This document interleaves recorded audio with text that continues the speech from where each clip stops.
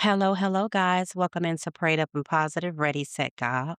We are on episode 33, Genesis chapter 22, and we're going to title this one, Abraham's Faith Tested. Okay, the key verses, if you have a Bible, let's pull up, if you can, let's get that Bible out. You can do that on a regular Bible or your tablet or cell phone. You can download the app and also get a notepad so that you can write down these key verses to study when you have time. All right, that's Genesis chapter 22, verses 1 through 2, the ultimate test. Verses 5, radical faith and obedience. Verses 8, prophet trust. Verses 11 through 12, divine intervention. Verse 14, Jehovah Jireh. Verse 16, the covenant reaffirmed. Okay, and we're going to start reading our Genesis chapter 22. As always, I got to remove my glasses. And that background music is coming from John Lodestone, and you can find him on all streaming platforms. And again, I do have a book that is coming out soon, and I will let you guys know when it is fully um, ready to be sold. Um, The title is To Remember It All, an expression of reflection through short and long term memory loss. It's speaking about the power of God and the healing power of God and how He held me, but it also, you know, is definitely chiming in on God and His goodness and telling my testimony as well. All right. Genesis chapter 22. Sometime later, God tested Abraham's faith. Abraham, God called. Yes, he replied. Here I am. Take your son, your only son, yes, Isaac, whom you love so much, and go to the land of Moriah. Go and sacrifice him as a burnt offering on one of the mountains, which I will show you. The next morning, Abraham got up early. He saddled his donkey and took two of his servants with him, along with his son Isaac. Then he chopped wood for a fire for a burnt offering and set out for the place God had told him about. On the third day of the journey, Abraham looked up and saw the place in the distance. Stay here with the donkey, Abraham told the servants. The boy and I will travel a little farther. We will worship there, and then we will come right back. So Abraham placed the wood for the burnt offering on Isaac's shoulders, while he himself carried the fire and the knife. As the two of them walked on together, Isaac turned to Abraham and said, Father. Yes, my son, Abraham replied. We have the fire and the wood, the boy said, but where's the sheep for the burnt offering?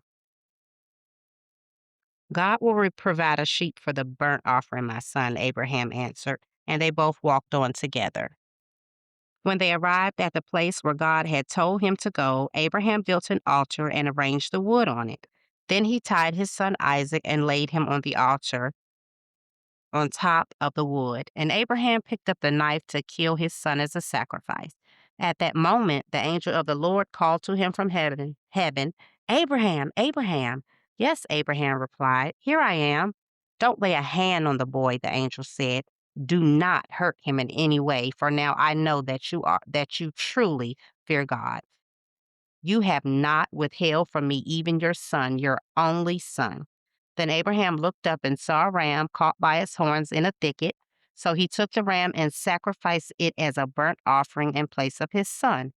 Abraham named the place Yahweh Jireh, which means the Lord will provide. To this day, people still use that name as a proverb. On the mountain of the Lord, it will be provided. The angel of the Lord called again to Abraham from heaven. This is what the Lord says, because you have obeyed me and have not withheld even your son, your only son. I swear by my own name that I will certainly bless you. I will multiply your descendants beyond number, like the stars in the sky and the sand on the seashore. Your descendants will conquer the cities of their enemies. And through your descendants, all the nations on the earth will be blessed, all because you have obeyed me. Then they returned to the servants and traveled back to Beersheba, where Abraham continued to live. Soon after this, Abraham heard that Milcah, his brother, Nahor's wife, had bore Nahor 8 sons.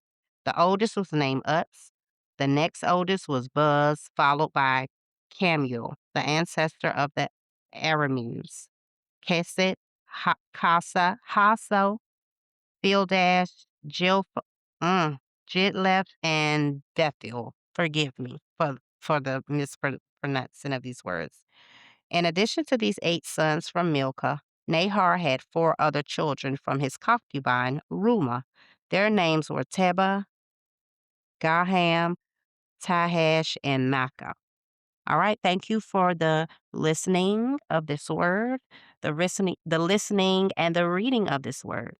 I thank you guys for your continued support. I'm going to stop with so many days and days, 3 and 4 days of not doing my podcast because I don't want you guys to miss any, of the reading of the word. Because, like I said, some people don't have a Bible and some people are new to the faith. And I don't want to discourage anyone from following the Father. All right. I love you guys. Um, on to the next episode. If you stay ready, you never have to get ready. And I just thank you so much for tuning in to Prayed Up and Positive, Ready, Set, God on a Mission. We will continue. We will continue. And as I said, if you have Facebook, please go to Facebook and join Prayed Up and Positive as a black background. And there is a red, yellow, green stoplight is also in the title. Follow because I am soon going to start doing the live streams. I promise. All right. I love you guys. Good night. Until the next episode.